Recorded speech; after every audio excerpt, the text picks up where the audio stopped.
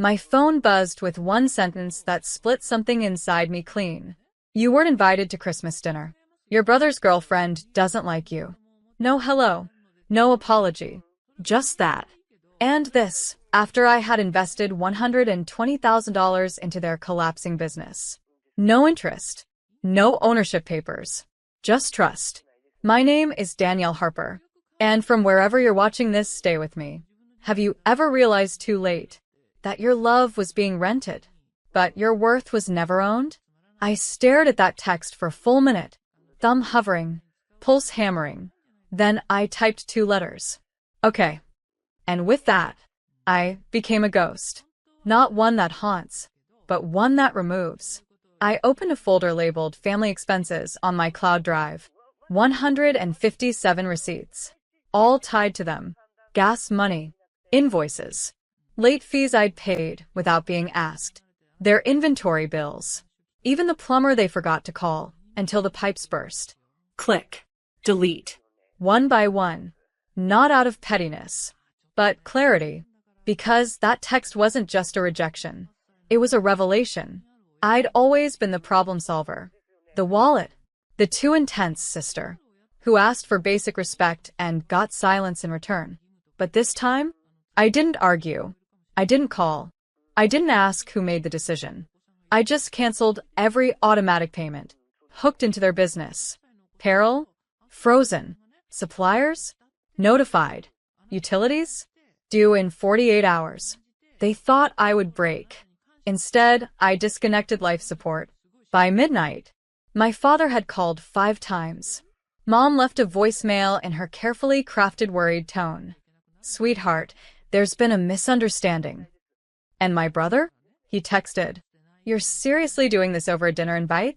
No. Not over a dinner. Over a lifetime of being told. You're only welcome when you're useful. So, I powered down my phone, made a mug of cocoa, and watched snowfall from a place where no one could disinvite me from my own peace. Because they canceled my seat at the table. And I canceled the table's foundation. By morning, I woke to chaos I didn't have to clean. 12 missed calls. 6 texts from my mother. 2 from my father, both in all caps. Danielle, the electric bill didn't go through. Where's the supplier payment? They're threatening to walk. Your brother didn't know what she sent. It was her idea. We can fix this. Fix. That word again. Like I was a tool they could reach for. Whenever their neglect grew teeth. But I wasn't a wrench. I wasn't glue. And I sure as hell wasn't their financial oxygen anymore. I sipped my coffee slowly. The silence felt rich. Like I had bought myself back. My name wasn't on their business. But my money had been. And now, my silence was the loudest partner they ever ignored. My mother called again. I let it ring. Then she tried guilt. If the lights go off, we'll lose everything. I remember her voice just days ago, saying, just don't come. It'll make her uncomfortable. As if I was the inconvenience, not the woman who funded their failures, while they handed me crumbs of tolerance. So I emailed the accountant. Effective immediately, I withdraw all informal investments in Harper Family Mercantile. Please notify all vendors of my exit and redirect outstanding balances to Raymond and Patricia Harper. Danielle Harper. A clean, sharp exit. Not angry. Not loud. Just final. And while they scrambled, I cleaned out the one thing I'd never dared touch before. My emotional debt. I unfollowed them on socials. Deleted the group chat. Blocked every number but Ava's, my niece. The only soul in that house who'd ever said, "You matter." That afternoon, a letter arrived. Handwritten. From my father. Don't let one dinner destroy a lifetime of support. I almost laughed. A lifetime of support? From me to them. They fed off my loyalty and starved me of belonging. So, I tore the letter in half. Dropped it in the shredder. Because their business wasn't the only thing collapsing. The illusion that I owed them forever? That crumbled too. They stopped calling by day 3. Silence fell. But it wasn't peace for them. It was panic. Their store hours changed suddenly. Closed for renovations, the sign read. Funny. There was no money for renovations. Not without me. I didn't gloat. I didn't celebrate. I just watched, quietly, calmly, as the very structure I'd kept alive on my back began to rot without warning. Then the email came from their landlord. Hi Danielle. I understand you've handled rent previously. The January payment is 2 weeks past due. Can you confirm your continued involvement? I responded in one line. Not involved. Please contact the legal owners directly. He replied. Copy that. Forwarding eviction notice today. That was the moment it became real for them. Not when I said, okay. Not when I deleted the receipts.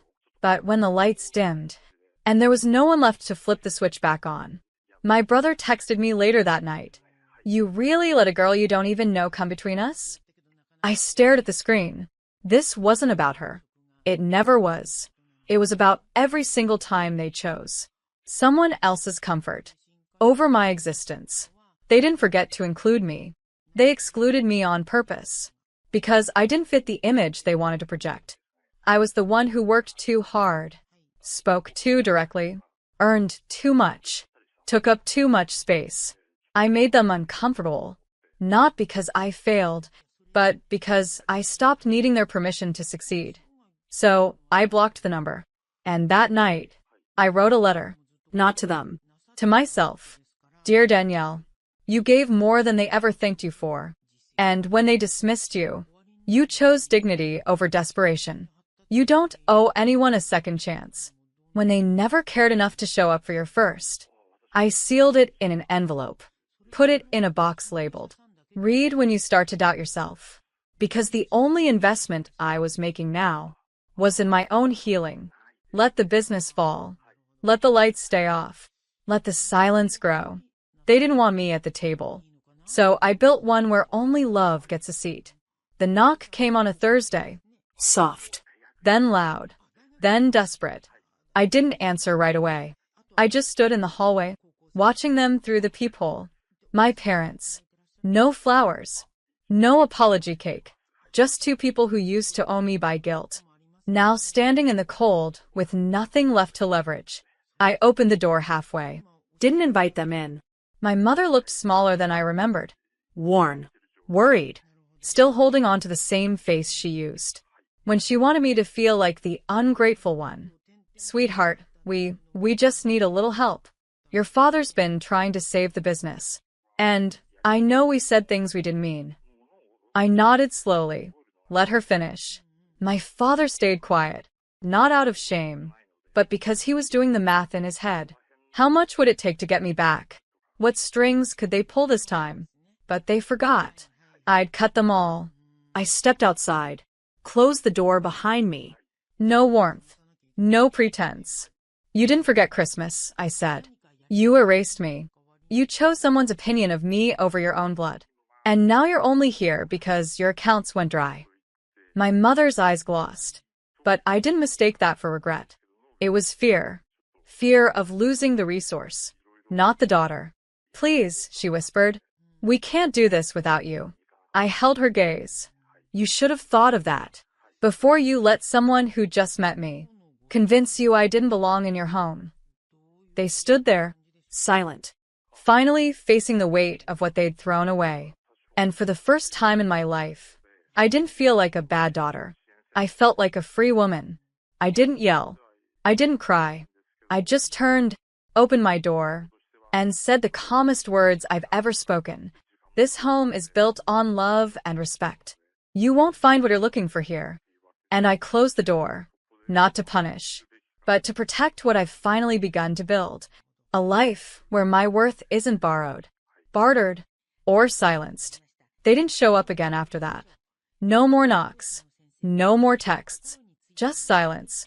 But this time, I didn't feel abandoned. I felt clear.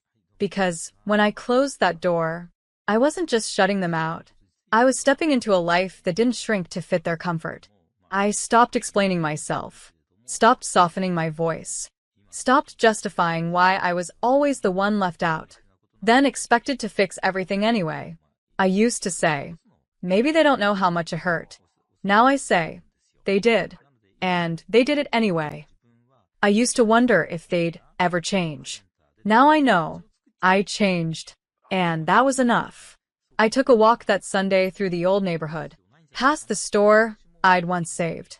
The windows were boarded now.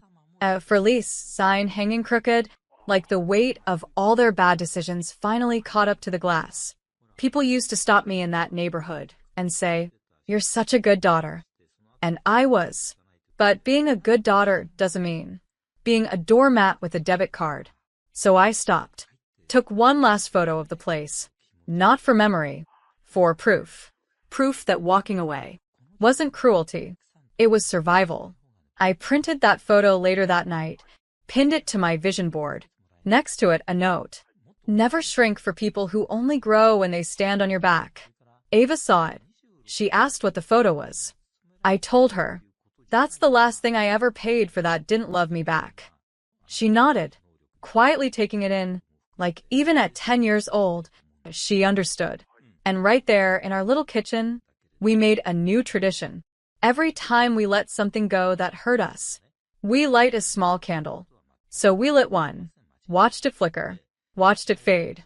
And as the smoke rose, so did a quiet promise inside me. I will never again apologize for leaving rooms that let me burn, while others stayed warm. They always thought I'd come back, that I'd feel guilty, that I'd miss the noise, the obligation, the illusion of family. But I didn't miss the tension, the unspoken rules, the way love always came with invoices and side comments. They thought I'd cave by spring. I didn't. I blossomed. Because sometimes, peace isn't something you find, it's what finally grows. When you stop watering the people who drain you. One morning, a bank alert hit my email. The joint account I once co-signed for them. Frozen by court order. They were being sued. Unpaid vendors. Back taxes. A business built on IOUs. And one daughter, who had finally said no. I sat on my balcony, watching the sun warm the city below me. No panic. No flinch. Just stillness. Ava walked out, wrapped in her blanket, holding her sketch pad. "They're in trouble, aren't they?" she asked, eyes too wise for her age. "They are," I said. "But not because of me." She paused. "Do you feel bad?" I looked her in the eyes. "No, baby. I feel free. Because for once, their collapse wasn't my responsibility. I didn't answer the calls. Didn't reply to the "we didn't mean it" emails. Didn't entertain the sudden "we miss you" messages. That came with court dates and overdue bills. You see, when they cut me from Christmas, to impress a woman who'd known them 6 months, they also cut the bridge. To the only person keeping them afloat. They chose to be loyal to appearances. To convenience. To people who liked the version of me that didn't exist. So, I vanished. And, in my silence, the truth echoed louder than any apology they never gave. No more investments. No more saving face. No more rescuing people who would sell your dignity for a compliment. I'd done my time in their story. Now I was finally living mine. One that didn't begin and end with family obligations, but with something far deeper. Self-respect. And the more I chose it, the quieter the noise became. Until the only thing left was my own voice, whispering, "You were never hard to love. They just never learned how." Spring turned into summer, and with it came a letter. Thick envelope. Handwritten. No return address. But I knew the handwriting like a scar. It was from my mother. Inside, a plea. Long, rambling. Manipulative. Dressed in just enough sorrow to sound sincere. "We've made mistakes. Your father is sick with stress. Your brother regrets everything. Your niece asks about you all the time. They never once said, 'We hurt you,' only that they were now hurting. And could I come fix it?" Again. The kicker? A postscript in my father's blunt tone. "You're still part of this family, whether you like it or not." I read it once. Then again. Then I stood up, walked outside, and set the letter on fire. Watched it curl into ash. On the same balcony where I used to take panicked calls, trying to keep their business from sinking. I whispered, I'm not your safety net anymore. And it felt holy. That week, I had them removed from every lingering tie. Small Blue Diamond closed the joint savings account.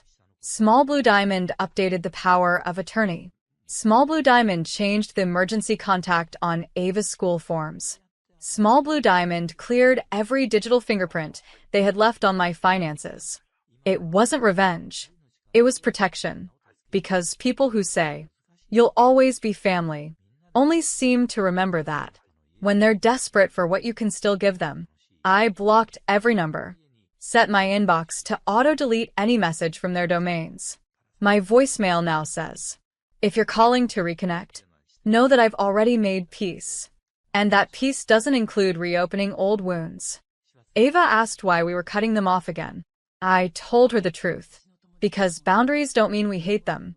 They mean we finally love ourselves enough to say, "This far and no further." We baked a cake that night. Chocolate. With extra sprinkles. Not for a birthday. Just because we could. And as we danced in our little kitchen, I realized they used to be the storm. Now they're just weather I don't live in anymore. 1 year. That's how long it took for the grief to turn into something softer. Not forgetfulness. Not forgiveness. Just distance. Not the kind measured in miles, but in growth. I sat across from the clerk at the courthouse, papers in hand. Her eyebrows lifted. "Changing your last name, Miss Harper?" I shook my head. "No. Changing my story." Because Harper wasn't just a name. It was the chain on every debt I was never owed. The signature that signed away my silence. The brand I carried. On every check, every favor, every forgotten birthday. But not anymore. I signed the new one. Danielle Reeve. Simple. Sharp. Mine. Reeve, like to stitch together. Because that's what I had done. Taken scraps of hurt and sewn a new life. One that fit without apology. I walked out of that building. With no family behind me, but more freedom than I'd ever known. No more saving people who only remembered me when they were drowning. No more dinners I wasn't welcome at. No more conditional love. My daughter Ava greeted me at home with a bouquet of paper flowers she made. "Happy New Name Day," she said. "You don't belong to them anymore." I pulled her into my arms. "Baby, I never did." We baked cookies, watched old cartoons, lit a candle, not for mourning, but for becoming. Later that night, I opened a blank journal, wrote one sentence on the first page. "This is where the real story starts." And I meant it. Not because they stopped calling. Not because I changed my name, but because I no longer needed to be loved by people who couldn't even see me. I am the woman they couldn't break. The silence they couldn't shame. The daughter who didn't burn the bridge. Just walked across it and never looked back. No revenge. No courtroom drama. No public meltdown. Just a woman who said, "Okay," and then quietly reclaimed her entire life. The wind had picked up just as I turned onto the old street. Snow dusted the curb like powdered sugar, and the porch lights glowed against the gray sky. I parked by the mailbox, the same dented one from when I was a teenager, and sat for a moment with my hands wrapped around the steering wheel. Then I glanced at the passenger seat. A bottle of red wine wrapped in a checkered ribbon, and my pecan pie still warm. The foil tinted to keep the crust from softening. I hadn't been home in nearly 5 years, not since the last argument that ended with more silence than resolution. But this year felt different. I texted 3 days ago. "I'd like to come for Christmas, if that's okay." No response at first. Then later that night, just a thumbs up from my dad. It wasn't warm, but it wasn't a no. I stepped onto the porch. The cedar wreath still hung lopsided on the door, and through the front window I saw people moving in and out of the dining room. Candles flickered. Someone laughed a loud, belly-deep kind of laugh that must have belonged to my Uncle Rich. The scent of cinnamon and ham and something sweet floated into the cold air. I knocked twice. The door opened so fast it startled me. And then there he was, my father. Still tall, still rigid. Gray had spread deeper into his beard since I last saw him, but his eyes hadn't softened. He looked me over once. My boots, my coat, the pie in my hands. Then he leaned his arm against the frame and said flatly, "We don't want you here. Go ruin someone else's holiday." At first, I thought I hadn't heard him right. I blinked, stunned by the clarity of it. Behind him, I caught glimpses of everyone else, my mother pouring wine, my sister adjusting the table runner, my youngest cousin chasing a piece of tinsel across the floor. No one looked our way. No one called out. I stood there long enough for the cold to settle into my spine. Then I stepped back onto the snow-dusted porch and said, "Got it." The door closed, not slammed, just shut, clean and final. I walked down the steps, my breath catching in the frozen air. The bottle of wine swung at my side. The pie trembled in its tin, still warm against my glove. I made it to the car before my knees buckled. I didn't cry when I pulled out of the driveway. I didn't scream or slam the steering wheel. I just drove. One turn, then another. Then the long curve onto Main Street where all the lights were still strung across the lampposts like nothing had happened. My fingers wrapped tighter around the wheel, trying to keep the tremble out of my arms. The pie sat on the passenger seat, untouched, the crust broken slightly from where I'd gripped it too hard. Then my phone started buzzing. At first, I ignored it, but it wouldn't stop. 3 calls, then 4. I glanced at the screen on the 5th. It was him. I let it ring once more before I picked up. "Lenora," he barked like I'd disappeared without warning. "Where are you?" The sound of his voice cracked something in me. "You told me not to come," I said, voice even. "So I left." There was a pause, like static before a storm. "What are you talking about?" he snapped. "You never showed. Everyone's asking where you are." I pulled over to the side of the road, the tires crunching over packed snow. "I knocked on the door," I said. "You opened it. You told me to leave." "I didn't know you were coming," he said quickly, breathless now. "You never said anything. I texted you 3 days ago." "No, you didn't." "I did. I never saw it." He sounded indignant now, defensive, like he was the one being wronged. "I figured you were spending Christmas with friends again," he added softer. "We assumed you were avoiding us." I stared at my reflection in the rearview mirror. My face was pale, lips cracked eyes, tired in a way I hadn't noticed until now. "You assumed," I said quietly, because it made the story easier to tell. He didn't respond right away. I could hear muffled voices in the background, silverware clinking, laughter still leaking through like nothing had broken. "I didn't see it, Lenora," he insisted. "If I had, I swear to God, but you didn't." Another long pause. Then I heard him say, almost to himself, "She said, you weren't coming." My breath caught. I asked. He went quiet. That's when it started to come together slow and sharp. The front door, the timing, the story they'd all been told before I even knocked. I hung up without another word and opened my messages. The car was still idling when I scrolled to the folder. I hadn't opened it in months, maybe a year. It wasn't something I kept out of bitterness. It was survival, proof in case I ever started doubting myself again. Holiday history, 2017 to now. I tapped it open. The screen lit up with screenshots, old text chains where my messages went unanswered. Birthday greetings, holiday check-ins, even a photo I'd sent of a painting I'd done for Mom. Seen, never acknowledged. I kept scrolling. A clipped voicemail from last Thanksgiving, his voice cool, saying, "Well, if you cared about family, you'd show it." I had responded. He just never listened. There were more. Voice memos I'd recorded after fights, therapy reflections, pieces I never shared with anyone. I wasn't trying to build a case back then. I was trying to hold on to what was real. The truth had this way of slipping through my fingers whenever I confronted him directly. He'd always twist it, talk over me, call me too sensitive. But the last file in the folder was new. It was a short audio clip, 13 seconds. I'd pressed record without thinking the moment I saw his face at the door. I hit play. His voice low and flat. "We don't want you here. Go ruin someone else's holiday." A pause. Then quieter as the door closed. "That should do it." I stared at the phone chest tight. There it was, intent, not reaction. He hadn't just pushed me away, he had planned for it, told a version of the story where I never tried, never showed, never mattered. So when I appeared, he needed me gone fast enough that no one would have time to ask questions. But I had the record. My hands stopped shaking. Slowly, I tucked the phone into my lap and looked out at the road stretching ahead of me. The cold outside hadn't changed, but something inside me had. I wasn't going back to be included. I was going back to be heard. I turned the car around without thinking. The roads were slick but familiar.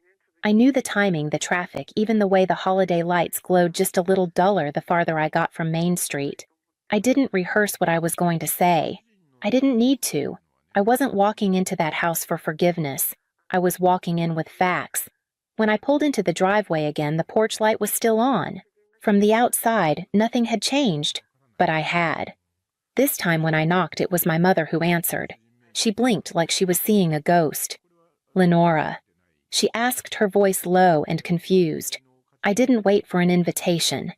I stepped past her into the hallway where the scent of pine and sugar clung to the air. My boots left melted snow in small puddles behind me. I heard voices from the dining room, laughter softening into confusion as I entered. My father was sitting at the head of the table, a glass of bourbon half drained in front of him. He looked up stunned for a second, then leaned back in his chair. My siblings fell silent. A fork clinked against a plate. I didn't come back for pie, I said, my voice calm and level. I came back for truth. No one moved. I pulled my phone from my coat pocket and opened the folder. Then I tapped play. His voice filled the room. We don't want you here. Go ruin someone else's holiday. And then, that should do it. For a second, no one breathed. My brother's face went blank. My aunt put her hand over her mouth. My cousin leaned forward slightly as if to confirm what she heard. My mother swayed a little where she stood. My father's jaw tightened. You always make everything about you, he said, too loud like volume could rescue him from exposure. No, I said evenly. I've just stopped letting you erase me. The room didn't erupt. It collapsed, quietly, completely. My mother looked at me with wide, wet eyes. Why didn't we see it sooner? She whispered. I didn't answer. I didn't need to.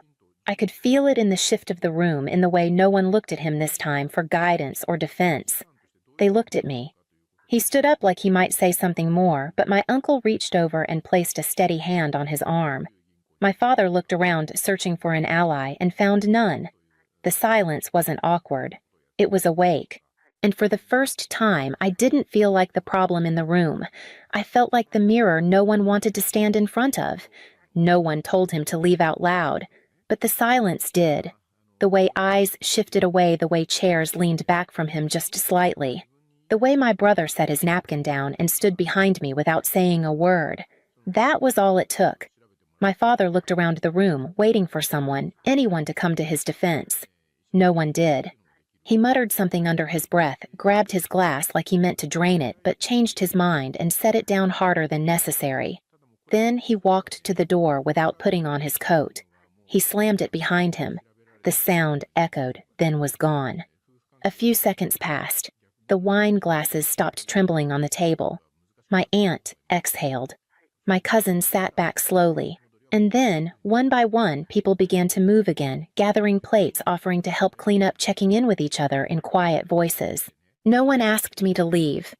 I stepped out of the dining room into the hallway where the light was softer. I leaned against the wall for a moment, unsure if the shaking in my chest was grief or relief. Maybe both. My mother found me there. She didn't speak right away, just looked at me the way she used to when I was little and feverish, unsure how bad it really was. I thought you were the strong one, she said finally. I looked at her, at the tired lines around her eyes, at the hands that had poured drinks and kept the peace and stayed quiet. I wasn't strong, I said. I was tired. And you never asked why. Her mouth opened like she had a reply, but nothing came. She just nodded slowly like the words had landed somewhere deep and would take a while to settle. From the dining room, I heard someone laugh. Not the loud, hollow kind from before, something smaller, unsure. Like a crack in the tension.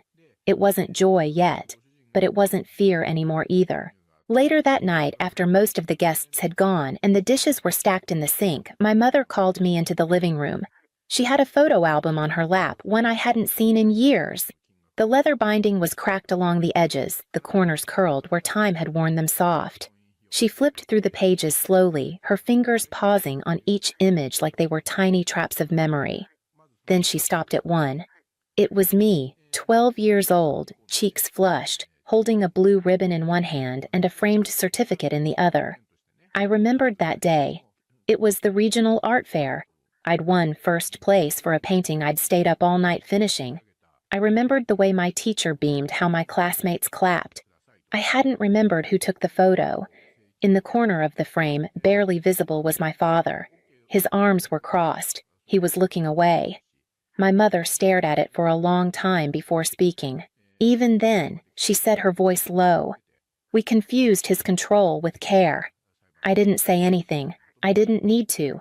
I had felt that silence for years, each time he dismissed something I loved, each time he tightened the mood of a room just by walking into it. He never knew what to do with you, she continued.